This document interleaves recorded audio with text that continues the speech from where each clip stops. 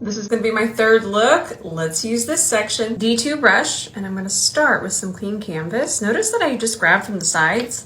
A little bit goes a long way. Now, I kind of already know what I want to do, so I'm actually only going to put clean canvas from my socket. If a little bit gets on my lid, that's going to be completely fine.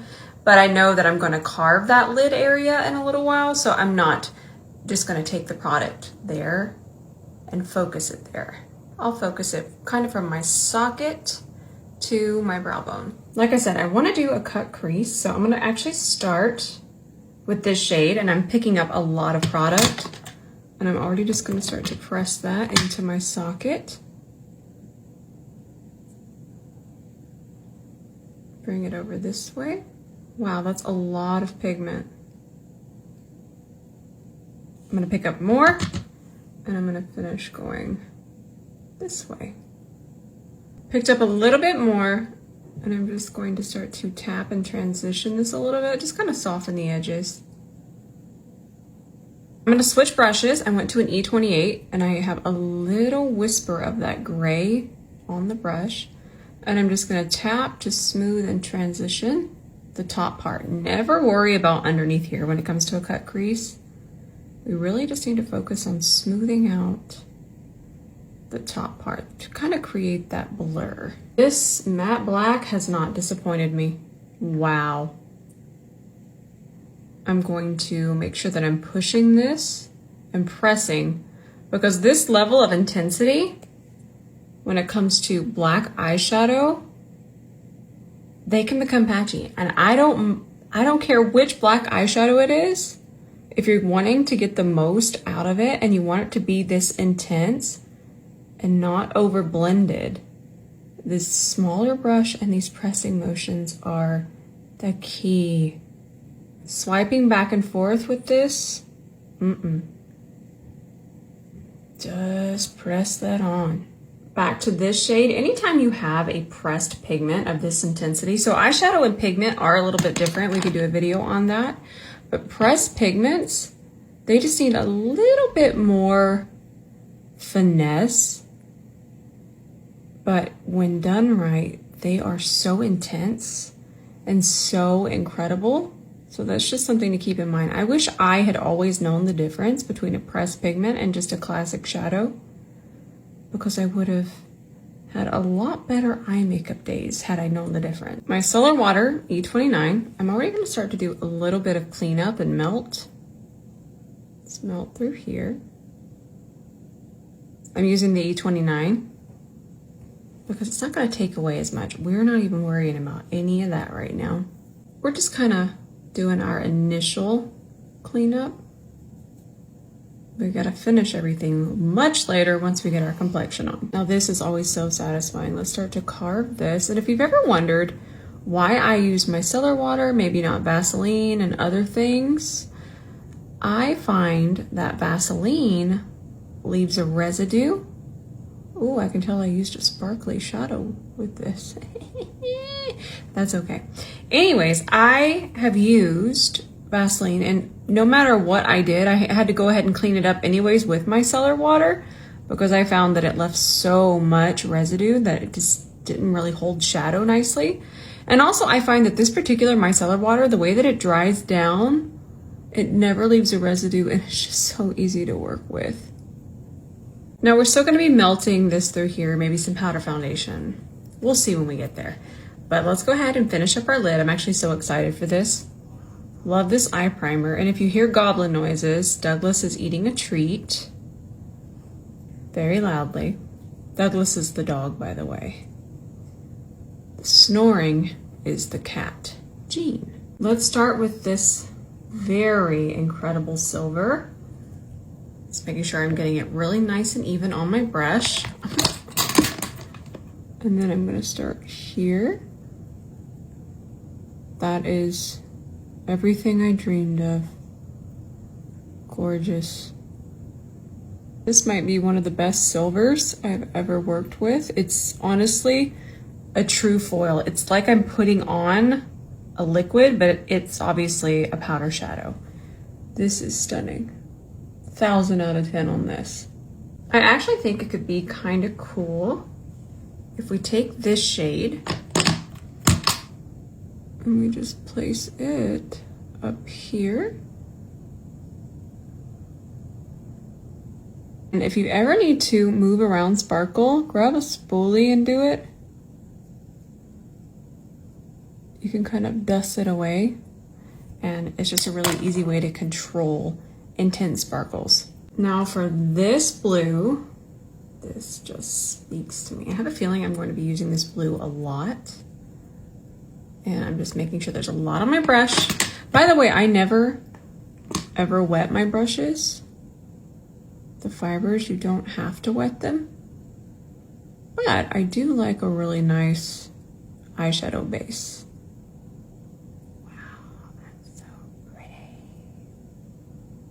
Picked up more of that same blue on an E27, and I'm just going to blend it over this way. And I'm going to bring it out this way. Lily Lashes, Rule Breakers. I'm not even going to do liner. I feel like we got enough going on here. I'm still going to melt and tidy a little bit here and a little bit over here, but this eye is everything that I had imagined. But we still have one more color from the palette to use. Now, I don't remember absolutely loving this, but I don't remember disliking it, and I just remembered I had it. This is the Dior foundation stick. Remember, we're putting on a lot of makeup today. We're having fun. This is not how much you have to wear. I'm just seeing what's going on here. Yeah, that looks fun. I feel with the eye, it's pulling a little yellow, but that could also be the redness peeking through. It's nice. It's not, I still don't feel like the formula is revolutionary. It's also very, very wet. That's something to keep in mind. It's very, very dewy. Now, I remember, it's all coming back to me now. I remember it does set nicely, so if you like a more matte look, it can kind of transition that way. But I don't think it's my favorite. I don't dislike it. That's not what I'm saying. I just feel like I like the Givenchy one more if we're talking high end. So another reason I was reaching for this is I knew it was going to have a really nice texture. We're not buying a daggum foundation stick just to melt, but I will say I had an idea that this texture was going to be so nice to melt all of this together, and I was right, but I still don't just absolutely love it as foundation. This was a spicy price one too, and I got 2 shades, and I just don't reach for it a lot. I don't know, what are your thoughts on this? This is the other shade I have, and it actually matches me better if I mix, but let's not even get on that tangent of having to buy 2 of these to get a really good shade. I'm gonna show you the difference. Just a couple of these, because this one's too dark for me by itself. And we're just chatting, again, nobody needs to buy 2 of these. See how much better that is already? But on its own, it's way too dark. Maybe a little bit more there. But that's a lot better shade match. In fact, this is actually way too light on my forehead, so I'm just gonna really go a little bit heavier with the darker shade there. And again, we're not buying 2 of these, but it is a good idea. And it's a good, what is the word I'm trying to look for? Just visual of what a difference it can make when we have more warmth in these places that are darker. So it was matching a little bit better here, but it was much too light here and here because it was starting to turn gray. So anytime I can give you a visual of what could be going wrong in your makeup routine, we're gonna get it. Still not convinced about this formula. Let's do a little bronzer toasting. I love doing this with this particular shade. This is the shade Storm, and I'm gonna keep it pretty tight around the perimeter. See, 40.5. Don't worry about it being perfectly blended. We're really just wanting a more toasty, blushy red, but not a true red, as you can see. It's more of a brick red. Brick red lends itself to bronzer, but I'm really just wanting this as a base for my bronzer. Now we're gonna swirl our bronzer. This is shade 2, by the way. Same brush, and that's just gonna go right on top.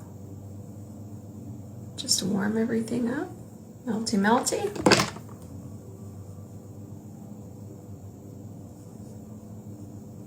And then remember, we're still in a wet state. So I'm gonna take my C42, the foundation brush that I used, and just really melt edges. I try not to go on top too heavily because you don't want to dull it. But now our bronzer just looks nice and toasted. Time for our powder. Ooh, that's nice.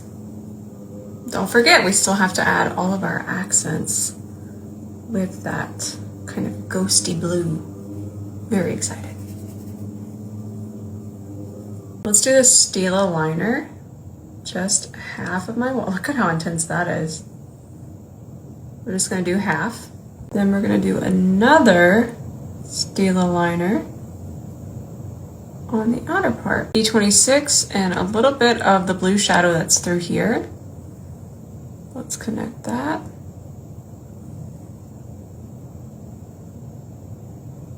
One of my favorite lip liners at the moment. It's so nice, creamy and cool tone. This is from Unearthly Cosmetics. The shade is Foggy.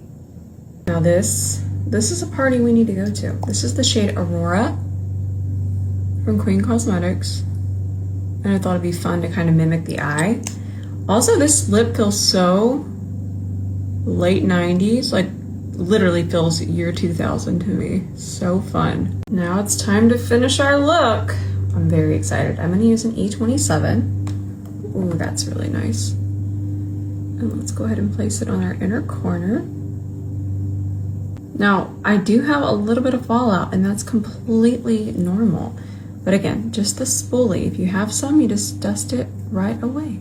Same shade, let's put some on our brow bone too. All right, friends, this is our finished look. It's exactly what I had envisioned. Look at this color. It looks like a filter. This is absolutely gorgeous. This is my favorite look, but I wanna know which look was your favorite. All right, my friends, I hope you enjoyed this series as much as I enjoyed painting it. Thank you so much for being here. I love you, and bye for now.